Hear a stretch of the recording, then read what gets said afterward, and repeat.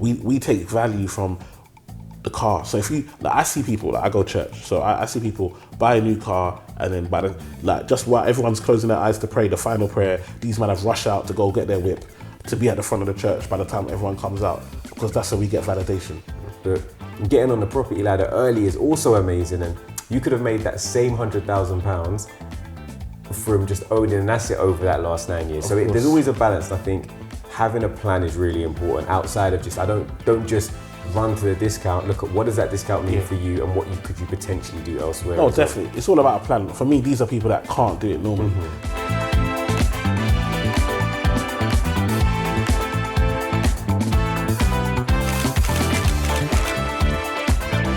Welcome back. Today we are joined by Emmanuel Asuquo. We are here for another episode of The Property by Kazy Podcast, the internet's favourite property podcast, unless you've got one as well. And I'll have to rephrase that. Hold on, before we get into the rest of the podcast, a quick note from our sponsors, London Mortgage Solutions, our tried, tested and recommended property finance brokerage. Whether you're looking for bridging finance, buy-to-let mortgages or commercial mortgages, these guys have got it all covered and will give you great advice. They can also arrange both residential and life insurance. They've helped myself as well as many of my listeners already. So if you want to find out how they can help you, click the link in the description below. But yeah, you're going to be talking to us all day about what you do best, which is finance and people managing their money. So for those that don't know you, can we get a brief introduction? Yeah, well, I go on people now. I'm Emmanuel Asuquo. I'm a financial advisor. I have been for like the last 15 years. Started off in the banks. So I grew up in East London, Tower Hamlets, Limehouse to be precise. So right next to Canary Wharf. So I used to look out my window, saw Canary Wharf, and I was like, no, that's where I gotta be. Like, you know, when you're in a council estate, my parents are fresh from Nige. Like, they ain't telling me nothing. And I'm like, you know what, I gotta change my situation. I'm the oldest child, and I was like, I gotta come out of here. And I looked at these buildings, I was like, I gotta get to these buildings. And we thank God by 22, youngest financial advisor in Barclays in the country. And then I worked my way up through there, and then realized, you know what, this thing ain't what I thought it was gonna be. Yes, I made money, but I wasn't actually helping people like I thought I'd be helping people. I was literally just helping rich people. Like, I sit down with a client, got 2 mil. How do we make this 2 mil, 5 mil over the next 2 or 3 years? What strategies can we put together? And I was just thinking, I go to church on Sunday. I see man struggling to even feed their kids. Do you know what I mean? I'm like, why can't I help these people? But the way financial advice has always been shaped is that it's only for people that have money. And I was like, no, I'm going to change that. So I left the banks. They made me redundant. And then I said, you know what, I'm not going back. I think a lot of us need that I'm not going back moment. I think there's something that will happen in your life, and it's like, you know what, I'm not going to let that happen to me again. And it's like, that pushed me. And I used that as momentum, did the thing on social media before, you know, got my first TV show, 2019. Then obviously George Floyd, everything happened there. What was your first TV show you did? Save Well, Spend Better. Okay, so it was a series, Channel 4, I think it was like 8 episodes or something, 7, 8 episodes, something like that. And yeah, we did that. That was my first thing that I was nervous as anything, do you know what I mean? But I never planned to do the TV thing, but I knew that I was going to do social media as best as I could and be different. When it comes to finance, when it comes to my thing, do it in a way that no one's ever seen it before. And sometimes that standing out is what propels you. You know, it's what gets you noticed. And I stood out enough, got noticed, got an opportunity, and also the people around you. So my sis, Bola Soul, she also does this personal finance thing. She had the audition first. Yeah. So she had the audition, and then from her audition, they said at the end of her audition, do you know anyone else that does this finance thing? She's like, oh yeah, speak to my bro E-Man. And just that little speak to my bro E-Man, they called me, she gave them my number, they called me, boom. I even got on the show, she didn't even get on the show. When I was out there filming, she was calling me every day, like, go on bro, smash it, kill it, da, da, da. Do you know what I mean? And like now she's got her book, she's got her shine. I think sometimes we feel like, if I help somebody else, I might not get my thing, but everything happens at a time. Like now, she's got a book with Stormzy, Murky Book. She's touring the country. She's doing ads. She's working with some of the biggest brands, and they all know who she is. Do you know what I mean? But that's because she's got a heart of, I know what's for me is for me, and I'm happy to help those around. And I think that these are the types of people that I love to have around and love to have in my network. Even when I met you like online and stuff, I was just like, I love your style, I love what you do, but I love your quality. Yeah. I'm a person, I love quality. Like, everyone can talk, do you know what I mean? But I love a man that just says, listen, this is what I do. Yeah. Here. I'm not gonna tell you about all my properties and all the money I've got and all these fancy cars. Like, come see. This is where it was before. This is how it is afterwards. The quality is unbelievable. Yeah, I think you touched on a lot of important things there. Like, so particularly when you were starting out, that aspiration, so having a goal, having something that you're working towards, and finding ways to motivate yourself. So the idea of seeing big buildings that potentially historically look at as they're not built for me or they're meant for us, and breaking barriers and having the confidence that because you haven't seen something being done, doesn't mean that you can't do it. Exactly. And I think particularly, like, because I always try and link stuff back to property. Historically, we look at property like maybe, you know, ownership isn't for us, like because my mum didn't own or my dad didn't own or their parents didn't own or my brothers or sisters, if I'm not the oldest, haven't owned. But because something hasn't been done or isn't familiar around you doesn't necessarily mean that you can't be the one to go and break those barriers and change it and do things. So I think sometimes you don't think about the people around us. Like, you can have, I might not have bought, or my parents might not have bought, or my uncles, or no one around me. But you can go online, literally Eventbrite, find a property program where you can go and meet people that have bought. You can go and get a mentor. There's so many things that you can do to change your situation. I think one of the biggest problems I always say is that we only hang with people that are similar to ourselves. That's one of the, you see, when I was coming up, like when I went and worked in this bank, I was working, I had Asian colleagues who have a different culture. And I mean, when I say Asian, I mean Asian like Indian, Bangladeshi, because I grew up in Tower Hamlets. That's the majority. So I had friends in that community. Then I had Asian like Chinese. They have a different culture as well. Then I had Jewish friends. Then I had white friends in the hood, but also white friends that grew up in the country. It's about surrounding yourself and understanding, okay, right, this person thinks like this. Oh, this person has this experience. Actually, oh, I can't compare myself to this person because actually their grandma died and that's how they've been able to live the lifestyle that they live. Sometimes we are comparing ourselves to people where we have no right to compare ourselves. Like, our parents are struggling, like have no assets, nothing.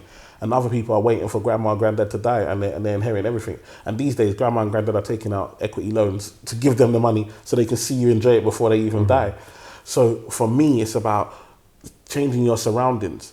Like, I remember when I went to Malta and I saw them have a car park for yachts. And I said to myself, these men are parking yachts. And I know bridges that are fighting over postcodes. Yeah. When there's a whole world out here. Do you know what I mean?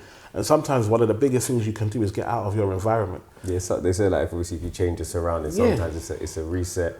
And I think it also allows you to broaden your horizons in that. And what that means is being able to see more, see further, see things that you potentially didn't see as, like, that whole thing of potentially either for you or possible. Exactly. In what you initially said as well, I think you touched on, obviously, when you decided to go that I want to do finance, you went all in. When you said, I'm going to pivot and go into doing social media, you went all in. And a lot of the time, I think, you know, not just in our culture, but I think more so as rather than culturally, like age. So that we have this shiny penny syndrome. It's everything is, like, people are doing, my friend did this in crypto, I want to do crypto. My other friend is now doing like stocks, I want to do stocks. But you focused on a niche and became, you know, the best you that you could be in that niche.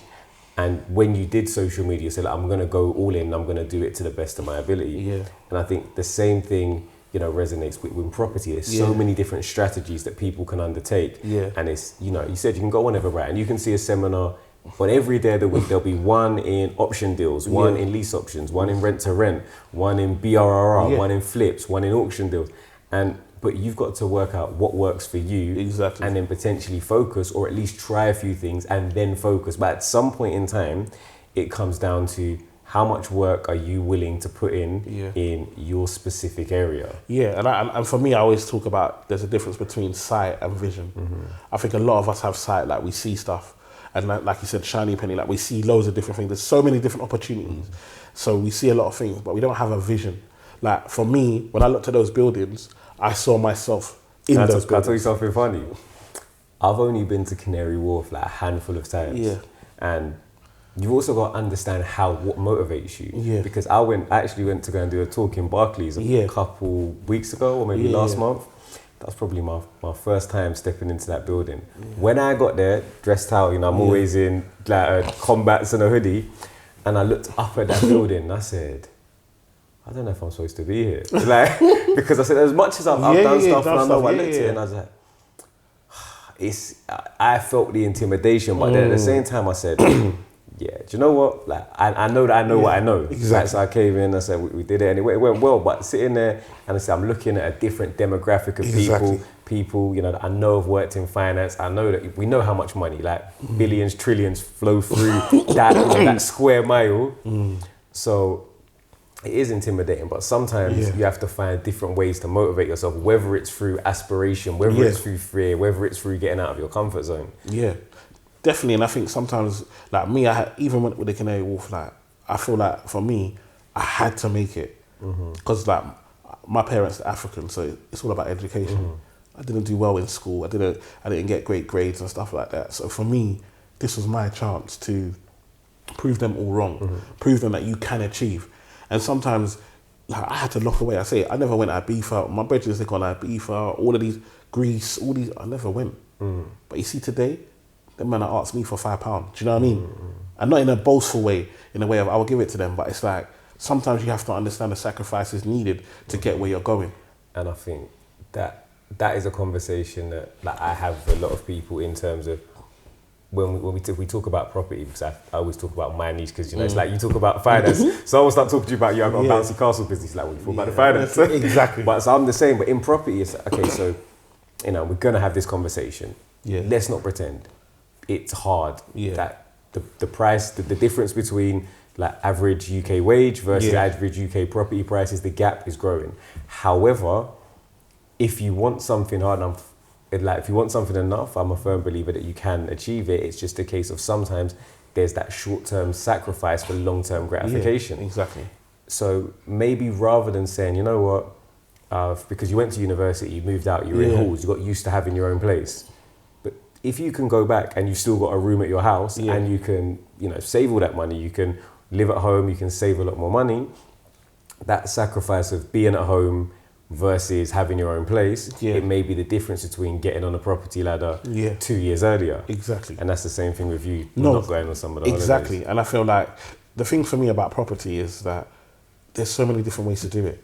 Like I remember I had an Asian client and this is Indian and they were like, they're buying in threes. So they see their family, rather than, I will meet a family, like a black family, and 3 children, and all 3 children want to buy. But they all want to buy it individually. And when I see this Indian client, they were like, no, with us, we're going to buy it together. Because number one, even if we say, there's racism or the bank don't want to get, if you go with 3 incomes, whether they want to give it to you or not, the computer's going to say yes. There's no justification for them to say no, because they know that it's more than you're meeting the criteria. So it's a tick box game. It's a tick box. So if I know that 3 of us are going to buy a house, why don't 3 of us go together and we buy 3 houses? And guess what? You will buy 3 houses quicker together than you will buy 3 houses individually on your own. It just makes sense. And so for me, it's like, actually, do we start to see our family as a place of wealth? As the first business? The first business that you should have is a family business. And I think something that, the idea of being able to use the income as something that can, propel you to the next step. Because we speak about, the way, particularly like social media, the 9 to 5, the job, it gets a bashing sometimes online. But the ability to be able to go and buy your first property, if I'm the self-employed person starting a business. I'm a boss. I'm a CEO. But have you now got to have 2 years worth of accounts? You've got to have a significant income. Whereas if like you said, 2-3 people are working independently and are at the UK average salary, that's £75,000. It means buying in London is potentially affordable. And it's one of the things that so the last property I did, the one over in Streatham, we actually sort of did a test. We were like, okay, rather than do your typical family bathroom, there may be an ensuite for a 2-bedroom flat. We actually did 2 ensuite bedrooms and then just a guest toilet, which meant that it could actually fit people that wanted to buy together as friends. Yeah. And the bedrooms were the same size. There was no that you get the small room. Yeah. And so it's also, I think, as developers working towards products that fit a changing marketplace. Yeah. So I think if you are doing flat conversions, the idea of having a unit that would work for sharers, you know, opens you up to a lot more of the new market pool, the new buying pool. Yeah, and it's about understanding and knowledge. So, for example, I get a lot of people that knock down new builds. They'll cut new builds. New builds. Da, da, da, da. I do some simple comparisons. What's the square footage? I've seen 2-bed flats that are bigger than some of these 3-bed houses because it really wasn't a 3-bed house. They've converted it and built up in the space. But when you actually look at the square footage, it's actually smaller than the flat, number one. Number two, what's your lifestyle? You travel a lot for work, you're away a lot. So it ain't better for you to have a concierge that can pick up your packages, that when you're away, you're not going to worry, is someone going to burgle your house is just left on your own. Like, sometimes we have to look at it. Then also, with the new build, they're giving 999 years on these new builds. You're buying a normal flat, and you're buying it at 90 years, and you're going to pay 20 grand to extend it for another 100 years.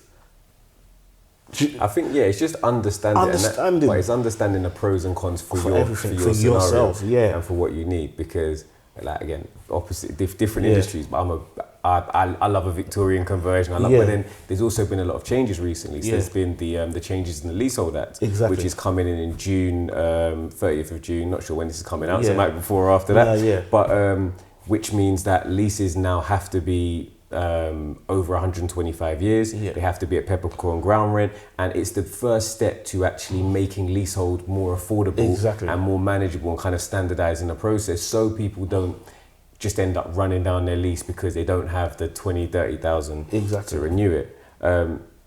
Before we got onto that, we were talking about obviously the expense of buying in the UK, particularly in London, because that's where we're both from. And you spoke about, obviously, you got out of the city so you could help more people that were more like you, that potentially needed more help with the same type of financial advice, but drilled down to people's specific circumstances. And one of the things I hear you talk about most is obviously like money management and saving. Why is saving so important? For me, it's about the habit. It's about learning that if you can manage £10, you can manage 100, you can manage 1,000 and 10,000, 100,000, 1 million, so on. And I think it's the core principles of learning how to manage. For me, yes, we know that people be like, cash is rubbish. You're getting nothing interest rate. But guess what? When we had the last market crash before the one that we're having now, when we had the last one, everyone that was 100% in stocks, they're pissed. They ain't got no cash. Whereas those that had money in stocks but had cash were able to then put more money in and buy all these shares at a stupidly low price, and then within 6 months double their money, take their money back out, and still win. Cash is still important. I think it's about having a balance of everything. Again, one of the biggest things is people don't have a plan. I'm a big believer, if you fail to plan, you plan to fail. And like, people don't have a plan. I told them, we live a life of reaction. You react to your alarm clock, you react to your work, you react to emails, you react to your family members, your girl, your kids. It's all reaction. By the end of the year, you look at what have you done for yourself? What did you do that you planned to do? Well, you didn't have a plan, number one, so you was never going to achieve anything. And then number two, you've just done based on reaction. And actually, we need to start planning. What do I want to accomplish? And then all the other reactions have to happen around what we want for our lives. And we need to get there. And when I talk about money management and saving, what I'm really talking about is time freedom.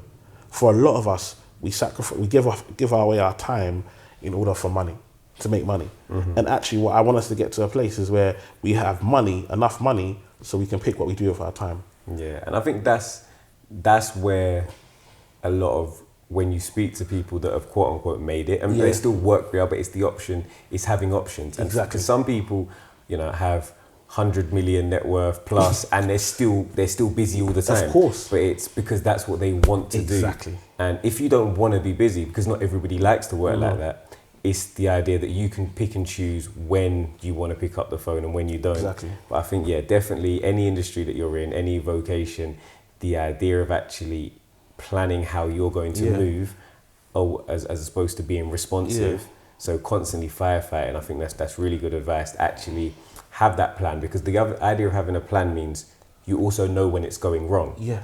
If you don't have a plan and you're always reacting to stuff, you've kind of got no concept of where you are until it goes really, really bad. Exactly. And you could just be treading water and just managing, and it's like, imagine you've got, you know, a shit, there's holes, and you're plugging holes. Before you know it, it gets so much that you can't do anything. Exactly. The whole thing sinks. Exactly. And for me, it's like, you got to think about, what do you, like, you wake up, this is your life.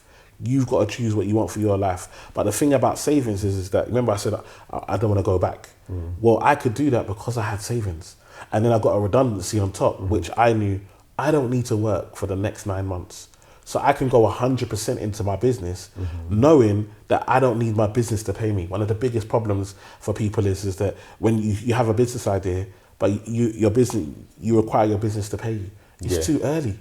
Like, you can't just start and your business has to, but you have to give it time to grow and build. Cash flow is one of the reasons that 90% of small businesses fail in the first 12 months. You're there just killing the business off. You're hardly making any sales. You're taking a full salary. You're doing company expenses. You haven't even made no money yet. You've just got a new business company car. I see it all the time. Man, I can get a business car. I'm smart. My business is paying for it. Your business is making no money. So what's your business paying for? And you're getting benefit in can tax. Exactly, which people don't know about. So for me, it's about understanding, okay, when does it make sense? Making your money make sense. But the big thing for me is that have savings that you can fall back on to give you peace of mind. So what do you think is one of the primary reasons that people don't save? I think the biggest thing is that we live paycheck to paycheck. It's that lifestyle. We feel a need to impress. But do you think it's the earnings are too low, or do you think it's that people choose that short-term gratification? Nah, I don't believe this earnings too low thing, because there's there's the gig economy. Like, I know a man that are doing Uber, a man that are doing Deliveroo on top of whatever and they make enough. So if you know that, okay, cool, I've got a job that can cover my lifestyle, like cover my bills and everything like that, then you can get Uber, you can get a Deliveroo, you can get Amazon delivery, all of these things that can bring a 200, 250 a week. That's an extra grand a month that you can do whatever you want with. But you're gonna then go and spend it on clothes, on holidays, on all of these type of things, because you don't love it. I always tell people, one of the biggest problems is we don't value ourselves. You haven't learned to value yourself. We have been taught from young that our value comes from the clothes that we wear. Our value comes from the things that we can buy. We understand the price of things, but we never taught the value in us. So you go out, you go to the shop, I want sweets. We can't afford it. My mum will say, I can't afford sweets. Mum, want to go to McDonald's? We can't afford McDonald's. There's rice at home. Do you know what I mean? Money doesn't grow on trees. You got McDonald's money? No, exactly. Them times, like, McDonald's was a big thing. Do you know what I mean? Like, only if someone was having a birthday party, you was getting McD's. Do you know what I mean? So it's one of those things where you grow up understanding that, okay, things cost money and they're valuable. But how many times do we spend actually learning that we are valuable, that we are important, that our value, we're already valuable being the persons that we are, and it doesn't matter whether you drive that car or not, your value is still the same. We are taught that, now because you own this car, now you're worth it. Or because you own this car, girls will talk to you. Or because you go on this holiday, you'll become popular. Or because you've got 100k followers on Insta, now you're important. And we learn our value through other things. And the biggest thing when I sit down with my clients, the first thing I teach them is to love themselves and to find value in themselves. Because if not, everything else that we talk about ain't gonna matter. Because when I speak to my clients, sit down, I want to buy a house, I want to do this. Okay, cool. First of all, understand your value, understand what's important to you. Then, where do you want to be? What are your financial goals? What are the goals you want to achieve? Now, let's talk about how we're going to do it. And then that's when we then talk about, you can't afford London. So much of my clients, I tell them, you can't afford London. That's interesting you say that. We're going to touch on that, because I saw some posts recently where that people were talking about the fact that, it's not fair. It's not fairness. And in the UK and in London, how difficult would you say it is currently to buy a house? Like, would you say it's a very difficult process? Like, how do you feel about it? Me personally, knowing the system inside out, I say it's very easy to buy a house. It just depends where you're buying it. I don't think it's hard, or what you're willing to sacrifice. Because, for example, now, depending on what, if you're thinking your incomes, if you haven't got the income, then you can go with your parents and use their, and you can still be the owner. You can be sole proprietor and so forth. So, you know what I mean? Joint proprietor, sole owner. So you own the property, but you can use your parents' incomes. So that's great. I think that's something that isn't spoken about enough. that I don't think enough people and even brokers explain that concept to people, because yes, the person who is, you know, using their income to help is going to have to sign like an independent legal advice form to say they understand they are responsible for this property that don't own it. And it's not something that you can just go and get one of your pals to do. It is like a sort of, whether it's partner or family member, like direct family member, but it is an option to be able to buy a property. Of course. So there's that. Then I've got friends, so where you might buy a 2-bed flat with your brethren, and depending on your age. Because what people don't understand is ownership. Like I'm one of the big things that I talk about now is that obviously black women are earning more than black men at this current time. Black women are out earning black men. I didn't know that. Yeah, so that's facts. Their income dispute. Obviously, you know, there's been a big push for women in workplaces and seeing women in more senior places, and then black women have just excelled. And if you really think about it, if you think about your, women are doing the thing like, and one of the big things is that a lot of black men have taken their identity from the amount of money that they make. Okay. And so now that women are earning more, I think a lot of black men are a bit nervous. Like, what's happening? Like, I can't impress her with my salary. I can't impress her with my car. She got a better car than me. Do you know what I mean? And so all of a sudden, women are now saying, well, do I wait till marriage? And I'm like, don't wait for nobody. It's an asset. Once you own the asset, that's yours. That value is yours. And I think with property, because we are very conditioned to see the property as a home or a home for life, the idea of, for example, me and you are friends. We're potentially renting together. We're renting and we're both renting, and we say, okay, look, because of where we work, we want somewhere close enough to the city. We're willing to pay £1,000 a month each, for example, because realistically, by the time you rent any 2-bed in a reasonable location, by the time you have bills, it's going to be basically £1,000 a month each. By the time you're paying that amount, we could very easily know that we could afford a mortgage. Same location, we can afford a mortgage. Now, a lot of people would look at that and say, but you know, you guys are not getting married. You guys are not gonna be necessarily in the same place forever. However, when people talk about the property market and they say, when should I buy? Is there gonna be a crash? You can't predict the market. There's no way to just time the market and be like, right, I'm gonna wait for the perfect time. Because if you were to look at prices 2018, and say, okay, you know what, people were predicting, you know, a crash 2000 and sort of around that time, and you will compare it to prices now, even if you was to say how much did the market fall by in sort of 2007, the amount that it's gone up in that space of time is relative to the amount it fell by in that year. So you would still be in the same position. So I think sometimes it's not a case of, okay, do I need to buy a house because I want it to be a home, or do I need to buy an asset that also doubles up as a home?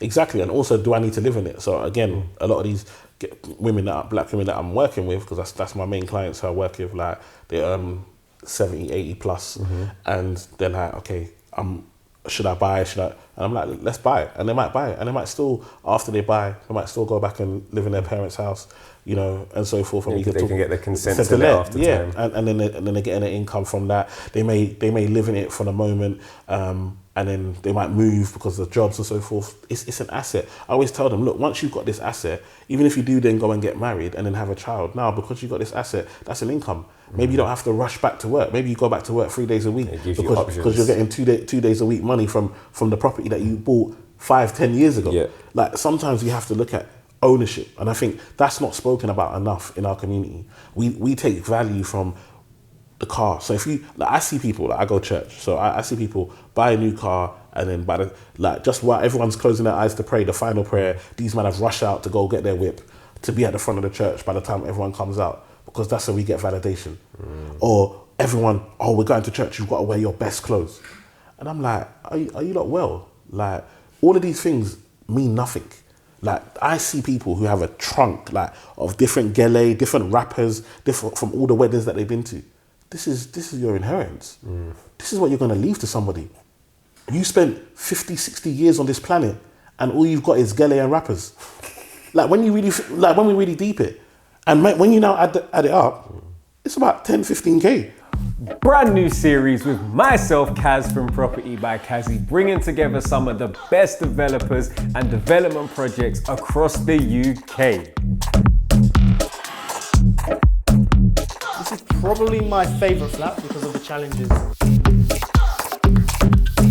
This property was purchased for approximately 980,000. So we're now in the hallway of flat number 9. We should be generating £4,250 per calendar month. Yeah, we did a full rewire, full replumb, the boiler's over your shoulder, all the copper was gone. You've got the flip deals, BRRR, ground up construction, new build houses, conversions, office to residential, you name it, we're gonna go and see it. So if you wanna see some of the best developments in the UK, subscribe right now. So yeah, so imagine you got this box full of all these clothes, but that's your inheritance. That's what you're leaving. And for me, that's a crying shame that you could live 50 years, 60 years, 80 years, and all you've got is some clothes, some shoes, and association to people that you want to be like, as opposed to moving forward with yourself. You ain't even got enough money to bury yourself. And then that's how we talk about insurance. Like one thing for me that gets on my nerves is we waste so much money, Uber Eats, all this type of stuff. Take £20, get 100k, 200k life insurance. Know that at least, even if you can't buy a property, you're gonna make sure that those that come after you, they've got a better chance through just simple life insurance. Yeah, like, every time I see Kelly at the gym, you got property insurance, you got life insurance, if you got this, and I say, Kelly, please. But I know that, you know, it's one of those things that it's that insurance. But people don't like the word insurance because historically we'd link insurance to like overpaying for car insurance. Yeah. But that is, if you would pay to insure your car, why would you not pay to insure your life? My thing is that how could I die and live 50, 60, 70, 80 years and have no money to show for it?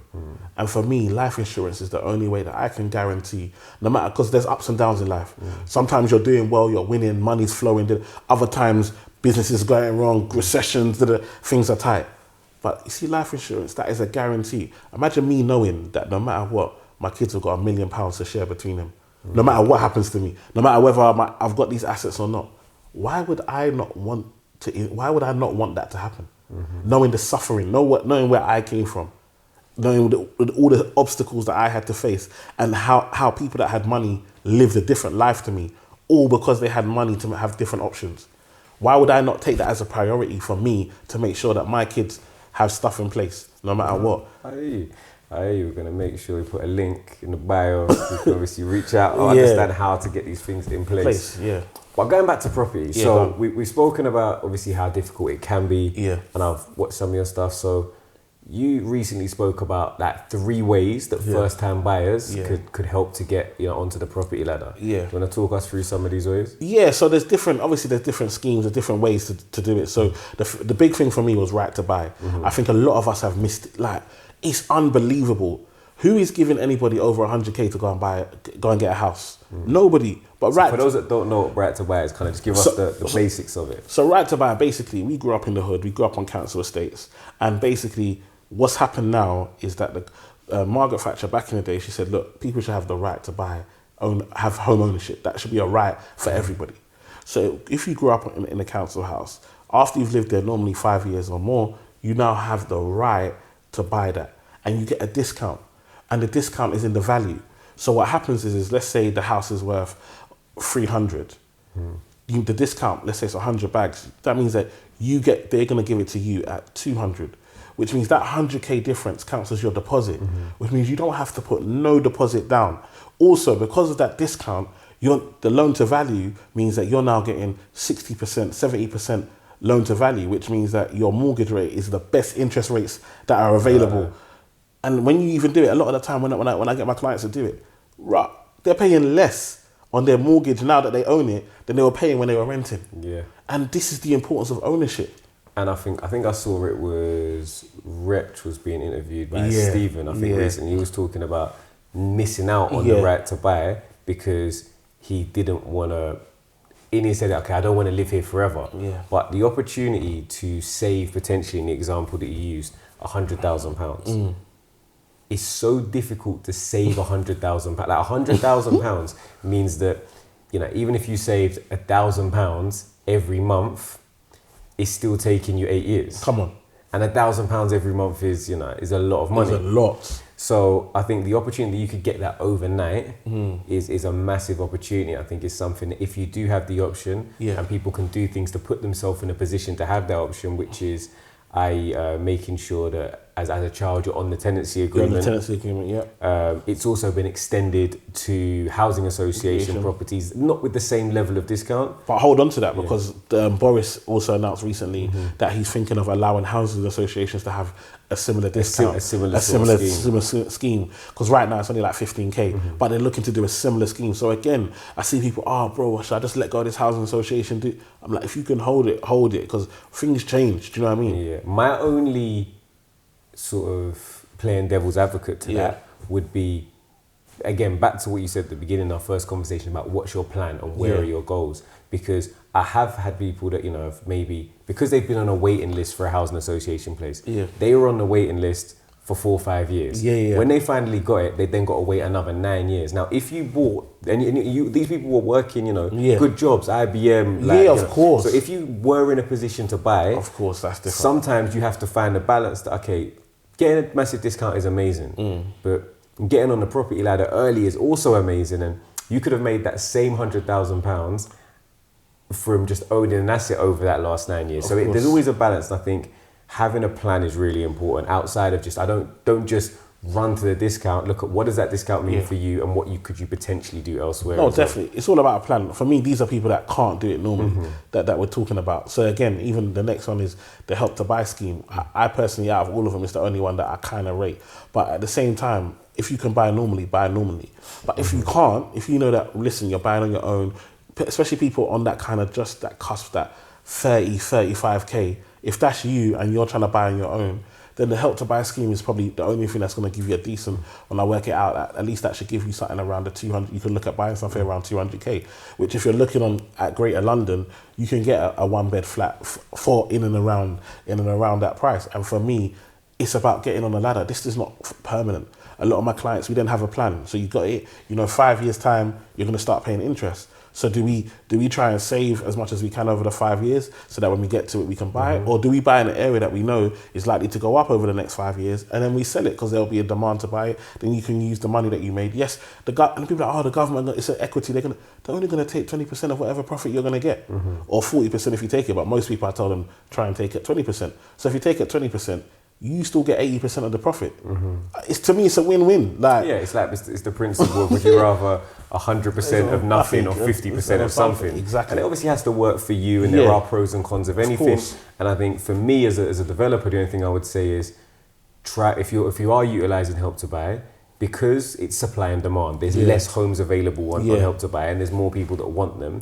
Sometimes the price goes up. So just make sure you're getting value for money. Definitely. So do your relative comparisons if you are looking at utilising Help to Buy to make sure, because in property, you make your money when you buy it. So if that flat that's worth £200,000, if because it's on Right to Buy, you pay, because it's on Help to Buy, you pay 230,000. If it only goes up by 30,000 over the next X amount of time, you're still at break even because you overpaid day one. Definitely. So I think definitely do your comparables. However, again, it's about something that is gonna facilitate you getting on that property ladder at an earlier stage with less assets or less disposable income. Definitely, and I think it's also what you buy at. So if you're buying at things that are affordable to most, then you're much more easier to sell because people can actually afford to buy it off you. If you're buying, I had a client that bought in Canary Wharf. Idiot. Now he has to Airbnb it. Can't sell it. People ain't got the money, and now people are working from home. So that's what I was saying about the comparables, because you saw there's some stuff is great. For us as developers, it's great that people are coming and doing these towers and the penthouses. A 2-bed penthouse in Croydon can be £700,000. And it might be amazing, but you're paying for a lifestyle and a premium that. Does it have that resellable value? Potentially not. But but the other side of that is also, if you genuinely get full enjoyment, not because of how it looks to other people, but for you, that place would make you happy. The other side of it is it's not always just about the numbers, particularly when it's your home. If it makes you happy, there's a lot of waiting in that as well. When it becomes an investment, listen, focus. Focus. As your own home, there is an element of, okay, what I want as an investment, what makes sense, and then what's also going to make me happy. And like I said, it's still ownership. So even with that one, he's been able to do Airbnb from it, make an income from it. Been able to remortgage, pay off the government that owns it outright, and be able to take money out to go and buy a house somewhere else. So it's a plan of being able to negotiate the market based on your skill set and based on what's available. Exactly. And if there's always another way to do things. Yeah. So because if conventional renting didn't work, the Airbnb meant you made the premium. Exactly. So you've got to put the work in. And one of the things is that sometimes, nobody's willing to pay the money, but it still doesn't stop from the value. The value is the value, and the bank will take the value that it is and give you a loan to the value. The bricks and mortar. Do you know what I mean? So we've got help to buy. Yep. We've got right to buy, help to buy. And then what was the final? What was my final? Shared ownership. I don't really like shared ownership, but again, it's about... Just explain what it is for people. So shared ownership basically means, it used to be called part by part rent. So what happens is that there's a property, you will buy, you can start from 25%, you'll get 25%. Let's say, I normally tell my clients 50%.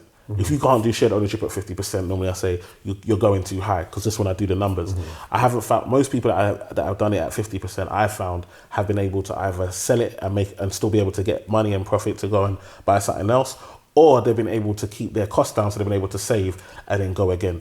When you got 25%.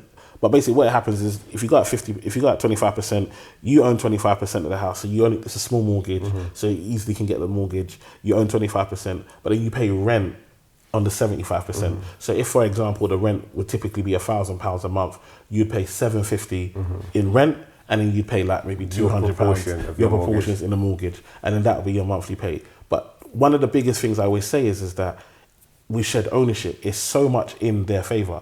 What do you do if you want to get the best tenant possible? What do you make your tenant do? You make them feel like they own it. Like, you probably know as a developer, with some of you'll make them, do you want to change the walls? Or do you want to, like, you make them feel like they own it because they're going to look after it.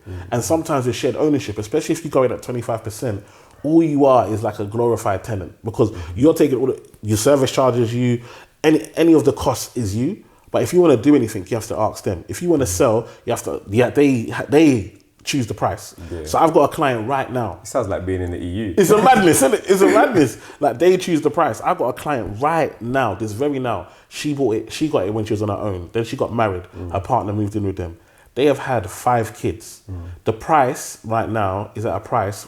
The price they want is a price that nobody really wants, and the development's kind of got old now. So there are newer developments. They haven't maybe managed the community in the same way. Exactly, and it's so big, it's huge, and it's right by a station near Heathrow, and that the demand is not there right now for this type.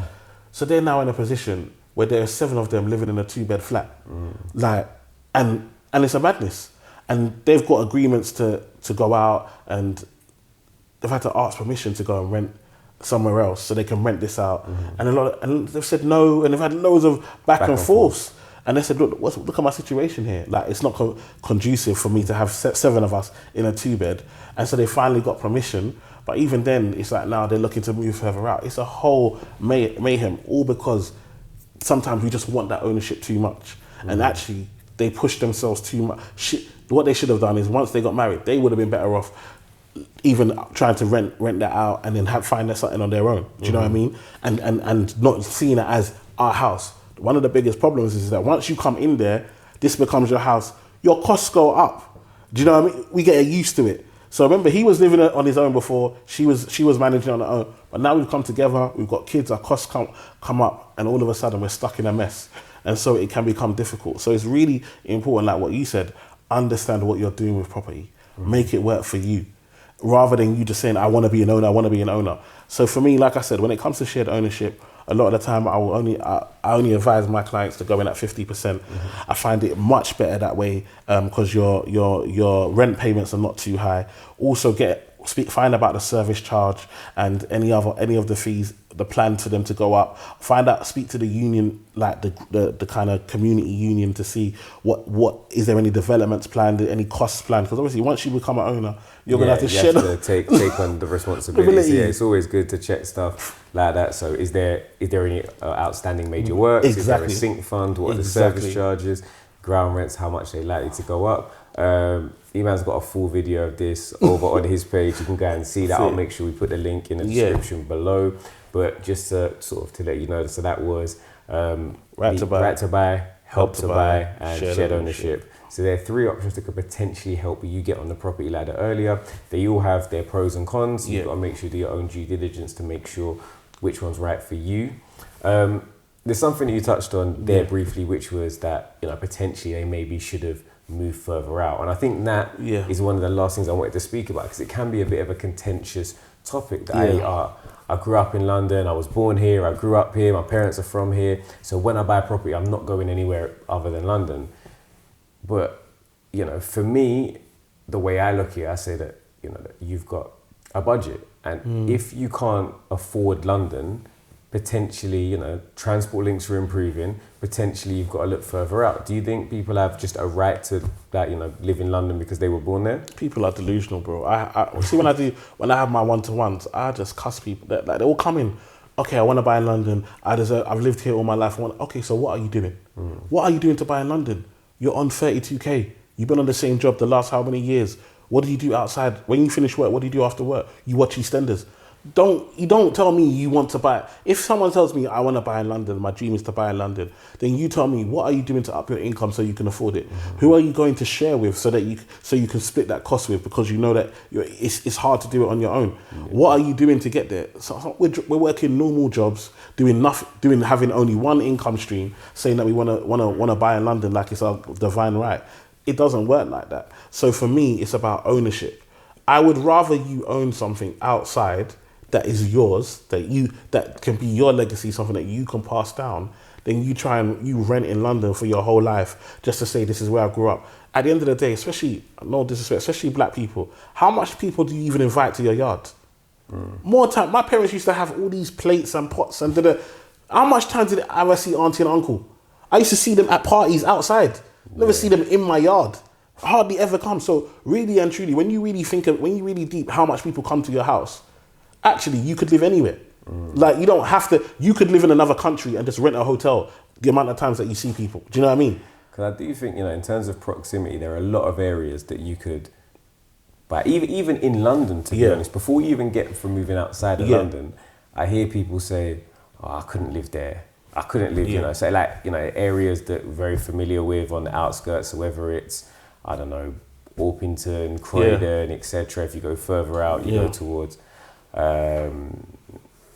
like Plumstead, etc. Areas that are on the cusp. But the difference between living there, you could get into London in 35 minutes in one, or if you're closer and you're in Clapham, for example, it might be 15 minutes. But for that 20 minutes, in terms of the purchase price of a 2-bedroom flat, is the difference between 700,000 and 280,000. Yeah, and for me, it's about, when I sit down with my clients, I'm like, so your work, do they have a flexible working policy? Oh, yes, they do. Oh, so that means that you don't have to go to the office every single day. Oh, no, I don't. Do you know also that you can arch your work to start later and finish later, so that your train ticket from when you, because one of the big things, but the train ticket's so expensive, but you can arch your work. Your work will let you come in at 10 after 10:30, and then you leave later on the free 2 or 3 days that you come in, and that way, because you're coming in off peak, leaving off peak, your train ticket is cheaper. Number one. Also, for me, I look at the train. So Chatham, Gillingham, Rochester. Then I look at Milton Keynes, Bedfordshire, and then we look at Grays. This is where my clients are buying. Because it's affordable, the train journey is not too far in, you can drive. Like up your put that on your plan, one of your goals, drive. Give yourself that independence that actually, okay, I can drive and put that in. It's so important that we start to look beyond just what we can get, actually start to do stuff for ourselves, because actually, just because I grew up in South, don't mean I have a divine right to buy in South or wherever. Yeah, or even if it's necessarily best for you as well. Well, I think you've given people some great gems today. You also highlighted 5 key places. If you missed those, you can just rewind that back and go and catch those. For those that aren't familiar with you, let them know, socials, they might be listening to this on, one of the, so like spell it out for them. Where can they find you? Yeah, so it's the Eman Effect, the Eman, E-M-A-N, Effect, E-F-F-E-C-T, UK. That's the socials on everything. Emmanuel Asuquo, so Asuquo spelled A-S-U-Q-U-O. You can connect with me on LinkedIn. as well as on Instagram. I always say, don't just do the Instagram. Connect with me on LinkedIn. That's where you're going to see the more professional side of the thing. Then you're going to see who I know, and then I might be able to connect you with someone. So definitely do that. But I think the biggest thing for me is ownership. If you take anything away, one thing I love about Property by Kazy and what you're doing is that it's about ownership. And that's something that in our community, we got to start to take pride in. Don't take pride in watches and all this other stuff. Take pride in ownership. Yes, a watch can be an asset. I'm not going to get into that today. But take pride in ownership. Like, know that I own something. I was here on this earth and I own stuff that I could leave to somebody else. That's what I want us to start taking pride in. And when we start to own how we talk, how we behave, own the houses we live in, where our children are being brought up and all of that, trust me, we're going to see things that work out a lot better for us. So that's how we're doing what we're doing. No, that's good. So last thing that I'll leave them with, and a quick one. Somebody's like young, typical 18, 19, 20, maybe a little bit older, but they don't know how much, and they want to get into property. Based on your field, what little piece of advice would you give them? Biggest thing, income. So we know that the deposit's one thing, so 5 or 10%. So always work out where you can buy. I always work it backwards.